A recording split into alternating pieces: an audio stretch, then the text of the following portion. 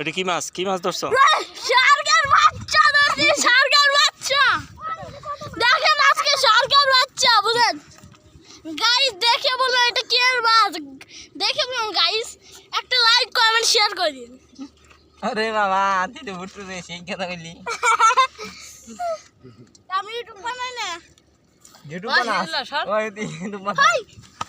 আমি YouTube TikTok সবই করি। জানো ছিলাম না হ্যাঁ রোকের মাছ ধরছি কি মজা পাট্টা